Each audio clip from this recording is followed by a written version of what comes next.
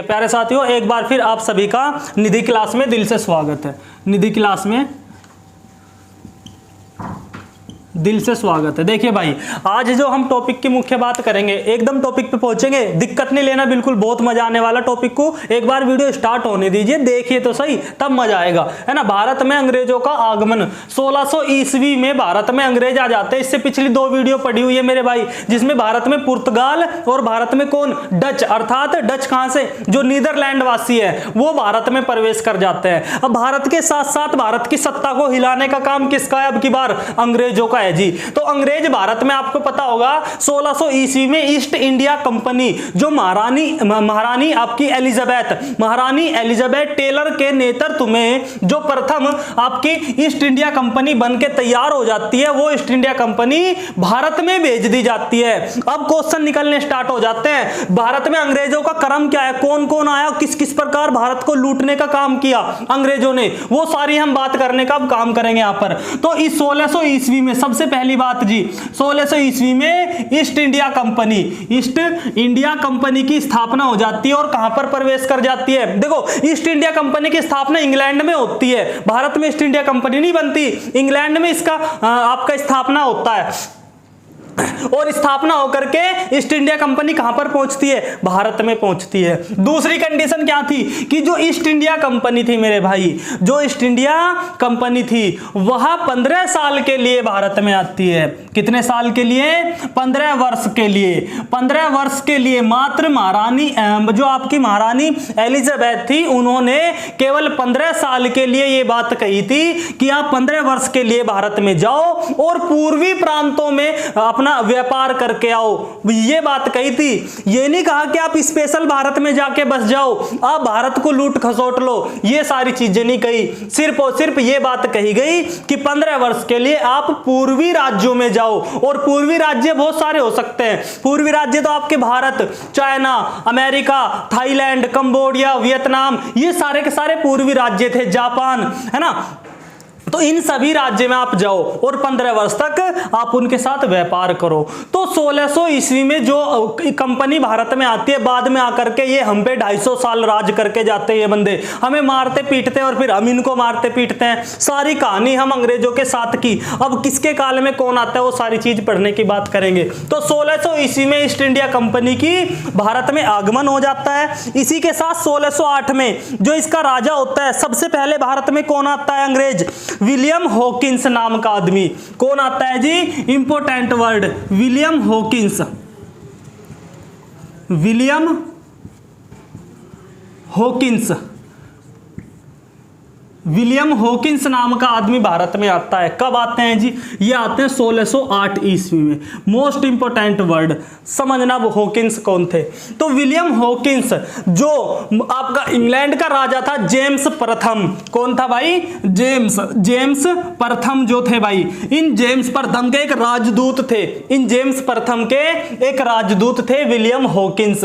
ये एक राजदूत के रूप में 1608 में भारत में आते हैं। भारत में सबसे पहले आने वाले अंग्रेज का नाम बताइए, तो कौन सा बनेगा, विलियम हॉकिंस नाम बनता है। अब 1608 में जैसे ये आदमी वहां पर आ जाता है, किसके दरबार में आता है ये पूछा जाता है। 1608 में आपका कौन चल रहा होगा, याद करो, मुगल साम्राज्य को। तो मुगल साम्राज्य में कौन मेरे भाई, जहांगीर। कौन से भाई साहब जी, जहांगीर। तो ये जहांगीर आदमी, ये जो जहांगीर राजा होता है, मुगल साम्राज्य का एक बढ़िया राजा, जहांगीर न्याय की जंजीर लगवाता है जो, उसके दरबार में 1608 ईस्वी में जेम्स प्रथम का राजदूत विलियम हॉकिंस भारत में आ जाता है। ये क्या बात कहता है, ये दरअसल 2-4 बात कहने की कोशिश करता है।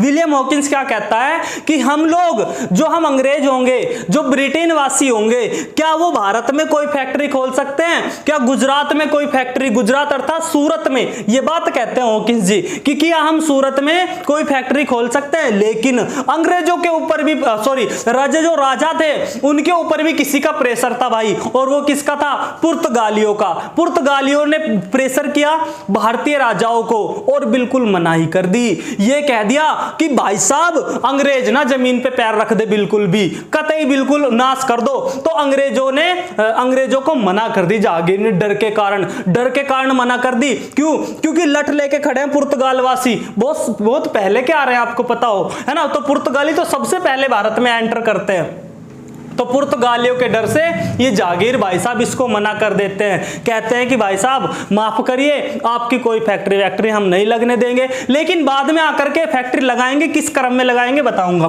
तो ये जो विलियम हॉकिंस है, इसकी सबसे पहली बात कि 1608 में जहांगीर के दरबार में जेम्स प्रथम का ये राजदूत आता है। इसके बाद इसे 400 का मनसबदार बनाता है। किसका? 400 का मनसबदार, इसे 400 का मनसबदार बनाता है। ये मनसबदार क्या होता है? ये होती है आपके एक प्रकार से एक जात कह सकते हो आप इसे, है ना। ये कास्ट के आधार पर होता है, जात आप कह सकते हो इसमें। और अभी आम भाषा में जोड़ू जो आपको एकदम जो समझ में आए, औकात, ये आप लिख सकते हो, उसकी औकात कितनी है। तो उसकी 400 मनसब एक प्रकार की रकम हो सकती है, 400 मनसब। तो इस 400 मनसब की औकात का उस आदमी को बनाया जाता है ना। मान सिंह को भी मनसबदार बनाया जाता है।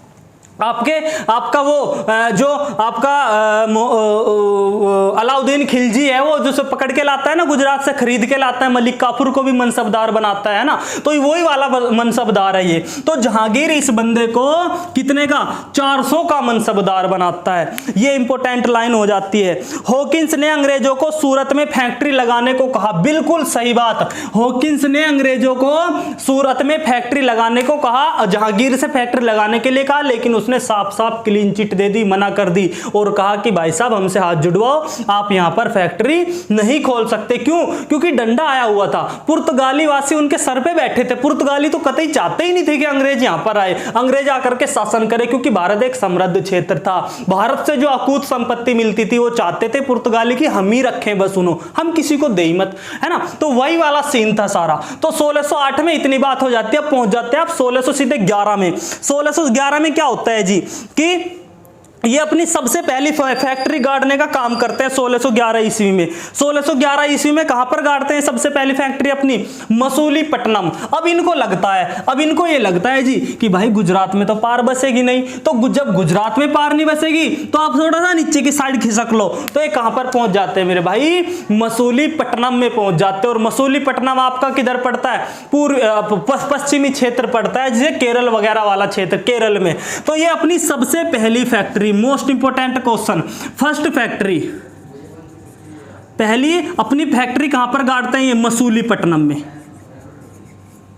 मसूलीपट्टनम में। ये अपनी पहली फैक्ट्री कहां पर गाड़ते हैं? मसूलीपट्टनम में। अंग्रेज अपनी फर्स्ट फैक्ट्री लगाते हैं जब इनकी गुजरात में ताल नहीं लगी, तो अब कहीं तो जाना था। तो ये कहां पर पहुंच जाते हैं भाई साहब जी? मसूलीपट्टनम में पहुंच जाते हैं। कब गाड़ते हैं? इंपॉर्टेंट तो ये है कि ये अपनी फैक्ट्री कब गाड़ते हैं? 8-3-11। ये अपनी 1611 ईस्वी में। कब? 1611 ईस्वी में अपनी पहली फैक्ट्री मसूलीपट्टनम में गाड़ते हैं। इसके बाद क्या होता है जी? 12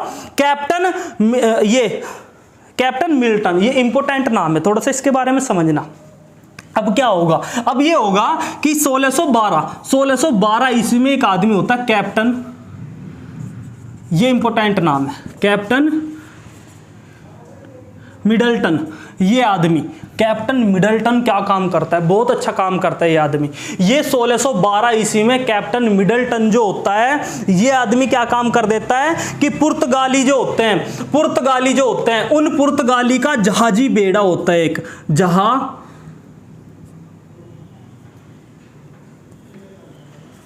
जहाजी बेड़ा, इस जहाजी बेड़े पर हमला कर देते हैं। समझना, 1612 ईस्वी में कैप्टन मिडल्टन जो होते हैं, कैप्टन मिडल्टन इनके जहाजी बेड़े पर, किनका जहाजी बेड़ा होता है? ये होता है पुर्तगाल का। ये जो पुर्तगाली होते हैं, इन पुर्तगालियों के जहाजी बेड़े पर हमला कर देते हैं, जिसके कारण इसका जो जहाजी बेड़ा होता है अर्थात समुद्र के किनारे जो जहाज खड़े होते हैं उनको तहस नहस कर देते हैं अंग्रेज। अब इससे बड़ा खुश हो जाता है जहांगीर। अब जहांगीर इतना ज्यादा इससे खुश हो जाता जाता है कि इनको अनुमति दे देता है फैक्ट्री गाड़ने की। समझ रहे हो? तो जब पुर्तगाली क्या हो गया, जब पुर्तगालियों का नाश हो जाता है, देखो गुजरात सूरत में ये बसे हुए हैं, सूरत गुजरात में, समुद्र के किनारे। अब समुद्र के किनारे इनके जहाजी बेड़े होते हैं पुर्तगालियों के। अब जब यहां पर बहुत सारे जहाज होंगे तो क्या होता है, ये आदमी आता है अंग्रेजों का 1612 में, कैप्टन मिडल्टन आदमी, ये हमला करवा देता है भाई साहब, रातों रात युद्ध कर देता है और अंग्रेजों के पुर्तगालियों के साथ इनमें लठ बज जाते हैं आपस में, जिसमें क्या होता है कि अंग्रेज जीत जाते हैं और पुर्तगाल वहां पर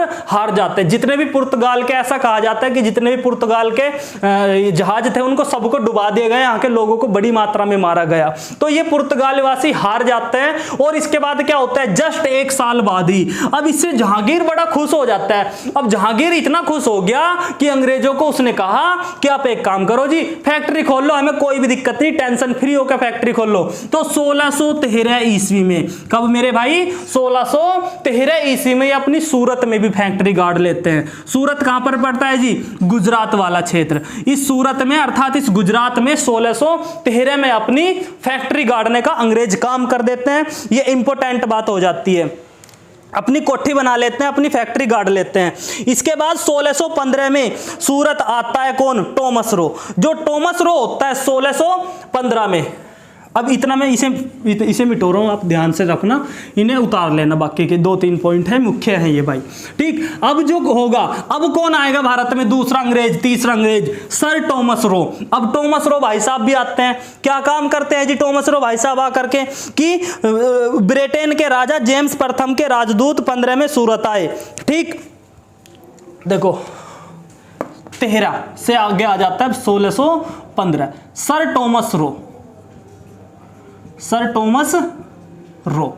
अब ये भाई साहब भारत में आकर के क्या काम करेंगे, सर टॉमस रो 1615 ईस्वी में भारत में आ जाते हैं और क्या काम करते हैं, ये 16 से 18 तक, कब तक, 1516 से 1518 तक, ये इन 2 साल के अंदर इन 2 साल के अंतर्गत ये पूरे भारत में लगभग अधिकार करने की कोशिश करता है। ये बंदा पूरे भारत में, ये पूरे भारत की यात्रा करता है और क्या काम करता है कि लगभग सभी को व्यापार के लिए मनाने का काम करता है। टॉमस रो की बहुत महत्वपूर्ण भूमिका होती है व्यापारिक संधियों को लेकर के। जो आपके राजा महाराज हुआ करते हैं भारत के, इनमें संधि करने में सबसे मुख्य नाम टॉमस रो का भी आता है। तो 1616 से लेकर के 18 तक, लगभग 2 साल तक ये आदमी लगभग सभी चीजों में अपना व्यापार करने के लिए सभी को मनाने का काम करता है। इसी के साथ 1633 में अपना पहला कारखाना खोला जाता है। 1633 में कहां पर, पूर्वी भारत में सबसे पहला कारखाना बालासोर जगह पर खोला जाता है।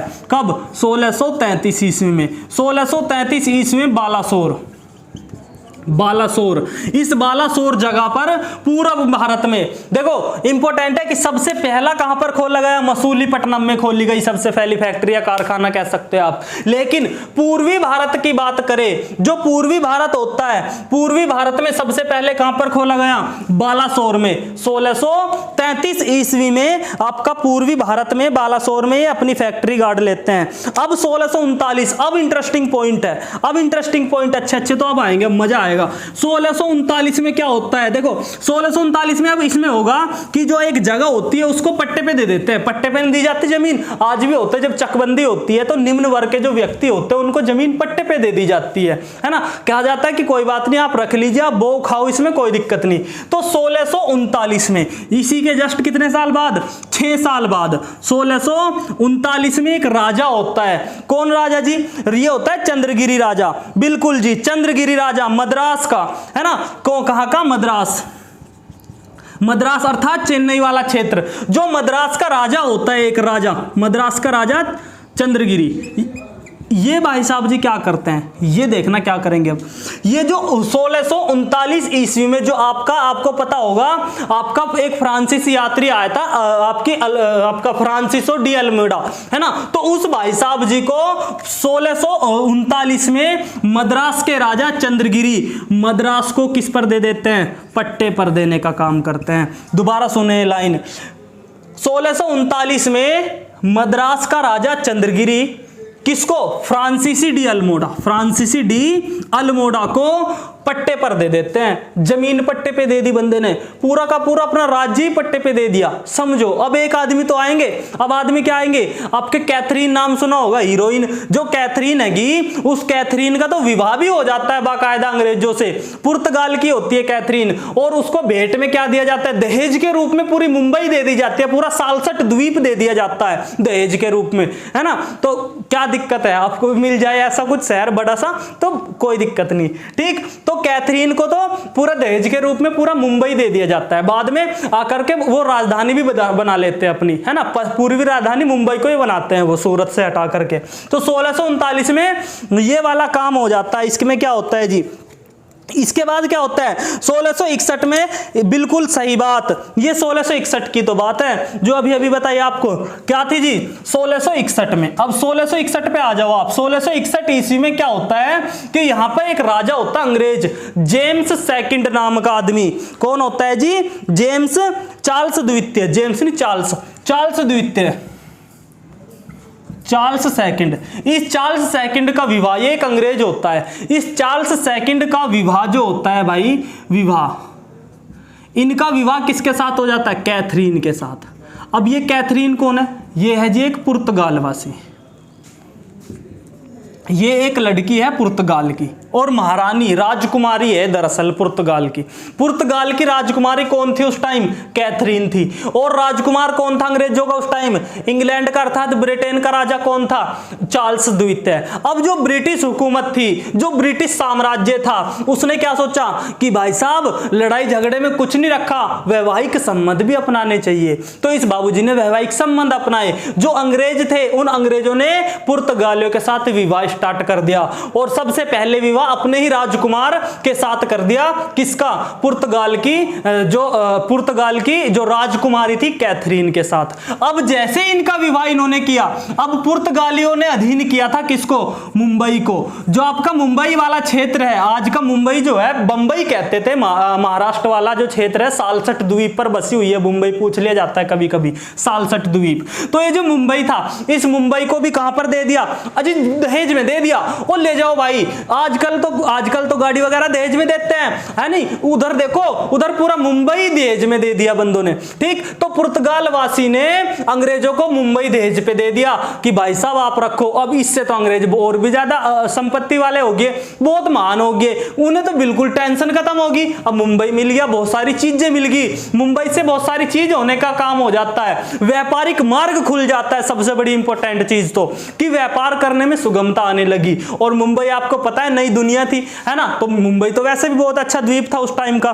तो 1661 में दहेज के रूप में दे दिया जाता है। इसके बाद 1687 में अंग्रेजों ने पश्चिमी तट पर सूरत से हटाकर मुंबई को राजधानी बना दिया, बनाना ही था। 1687 में सबसे पहले इंपॉर्टेंट काम दूसरा क्या करते हैं कि जो इन्होंने राजधानी कहां पर बनाई थी, सूरत को राजधानी बनाई थी, उसको चेंज कर दिया जाता है। और चेंज 2 में क्या हो गया, चेंज करके कहां पर पहुंच गए, मुंबई में। चेंज करके कहां पर पहुंच जाते हैं, मुंबई में। 1687 ईस्वी में सूरत से राजधानी अंग्रेजों ने कहां पर बना ली, मुंबई में बना ली। लाइन टू लाइन पढ़ रहे हैं हम, लाइन टू लाइन समझ में आ रहा होगा, बहुत इंपॉर्टेंट टॉपिक है, बिल्कुल लाइन टू लाइन लिखते चलना, सारी चीज मुख्य होगी, किसी भी एग्जाम के लिए मुख्य होगी। तो 1687 में गुजरात से राजधानी किसको बना लिया जाता है जी, आपके इसको बना लिया जाता है, मुंबई को। अब जैसे ही राजधानी मुंबई को बनाया जाता है तो क्या होता है जी, अब कलकत्ता का निर्माण होगा 1698, 1698 और 1700, 2 डेट लिखने का काम कर रहा हूं मैं, 1698 और 1700। देखिए क्या होगा, ठीक है। जो आपका देखो, जो आधुनिक कलकत्ता होता है 1698 और 1700, 2 डेट आपके सामने देखना। जो 1698 होता है वो 3 राज्य, जो आपका वहां का जो महाराजा होता है, समझना कैसे कैसे कलकत्ता होगा। ये 2 डेट क्या कहती है कि 1698 ईस्वी में 3 गांव थे। एक तो था सुतानाती, दूसरा गांव था आपका कौन सा जी, कोलकाता, कोलकाता। तीसरा जो था गांव, तीसरा था जी आपका गोविंदपुरम। कौन सा जी? गोविंदपुरम। जो ये गोविंदपुरम है, इन तीनों को लेकर के देखना, अब राजधानी कहां? कलकत्ता में पहुंच जाएंगे ये लोग। कब? 1698 में। 1698 में सुल्तानाती कोलकाता और आपका गोविंदपुरम, ये तीन गांव होते हैं। ये तीन क्या होते हैं? गांव। और इन तीनों गांवों को मिलाकर के आधुनिक कलकत्ता बनता है। जो आपका आधुनिक कलकत्ता है ना, जो आपका आधुनिक वर्तमान का जो कलकत्ता है, वो इन तीन गांवों को मिलाकर के बनता है। और लगभग 1700 ईस्वी में, लगभग 1700 ईस्वी में पूर्ण कलकत्ता बन जाता है इन तीनों गांवों को मिलाकर के 1698 में। दरअसल ऐसा होता है कि सुल्तानाती और कोलकाता और गोविंदपुरम, इन तीनों गांवों को एक राजा उस पे दे देता है, ब्याज पे, कर पे दे देता है, टैक्स के रूप में एक अंग्रेजों को दे देता है। तो क्या होता है? चार लोग भाई साहब जी, एक नाम सुना होगा आपने, चार लोग, है ना। ये चार लोग भाई साहब जी कलकत्ता को बनाने का काम करते हैं। कब? 1700 ईस्वी में। तो चार लोग द्वारा 1700 ईस्वी में पूर्ण कलकत्ता बन जाता है, हुगली नदी के किनारे, वेस्ट बंगाल की राजधानी। और इसी के साथ अब आप पहुंचोगे 1774 में। क्यों? क्योंकि 73 में एक्ट आ जाएगा, अब अंग्रेजों का शासन पूरा दबा के चलेगा। तो 1774 से लेकर के 1911 तक अंग्रेज लोग अपनी राजधानी किसको रखते हैं जी? कलकत्ता को रखने का काम करते हैं। जो कलकत्ता होगी अब 1774 से 1911 तक कलकत्ता राजधानी बनी रहती है ब्रिटिश प्रांत की। अब जो राजधानी होगी, देखो बाद में आकर के 1911 में दिल्ली को राजधानी बनाया जाएगा। अब इनके मध्य जो होगा, अब उथल पुथल बहुत होगी, युद्ध होंगे, कर्नाटक युद्ध के 3 होंगे, मैसूर युद्ध 4 होंगे, है ना। तो अब क्या होगा? अंग्रेजों के युद्ध बचते हैं। अब जो इनकी पूरी प्रशासनिक व्यवस्था थी, पूरी की पूरी जो सिस्टमेटिक तरीके से इन्होंने किस किस प्रकार शासन किया, किस किस प्रकार संधि की, कहां कहां इन्होंने फैक्ट्री गाड़ी, वो सारी चीजें कंप्लीट हो जाती है। अब इनके जो युद्ध रह जाते हैं, और युद्ध भी मुख्य मुख्य पड़ेंगे। कर्नाटक के 3 युद्ध होते हैं, मैसूर के 4 युद्ध होते हैं, चारों को पढ़ेंगे, तीनों को पढ़ेंगे। इस प्रकार इनके युद्ध पढ़ेंगे और इन्होंने किस प्रकार कूटनीति अपनाई, भारतीयों के साथ किस प्रकार धोखा किया। ये इनका काम ही ये था कि ए के साथ पहले लगे और बी को मार दिया, और इसी के साथ फिर क्या हुआ, जब बी मर गया तो अब ये भी तो अकेला पड़ गया ना, तो फिर ए को भी निपटा दिया। इनका तो ये सीन चलता था। अंग्रेज बड़े सातिर दिमाग के लोग थे भाई, ठीक। तो इसी के साथ जो आज का हम कंटेंट रखते हैं वो इतना ही रखता है। 1911 तक राजधानी कौन सी बनी रही? कलकत्ता। और कलकत्ता से चेंज होकर के आप कहां पर पहुंच जाओगे? आप नई दिल्ली में। 1911 में दिल्ली राजधानी बन जाती है। आज का हम इतना ही रखते हैं। अब इसके बाद जितने भी युद्ध होंगे अंग्रेजों के वो पढ़ेंगे, किस किस के साथ इन्होंने युद्ध किया, किस किस के साथ मिल करके क्या सीन किया, वो सारा हम पढ़ने का काम करेंगे। आज इतना ही रखते हैं भाई। बाकी आप सबने पता ही है, लाइक करो, शेयर करो, नए हो तो चैनल को सब्सक्राइब करो, ताबड़तोड़ तरीके से फैला दो। कुछ नहीं चाहिए, बस थोड़ी सी हेल्प चाहिए भाई, ठीक। आज के लिए इतना ही रखते हैं। धन्यवाद।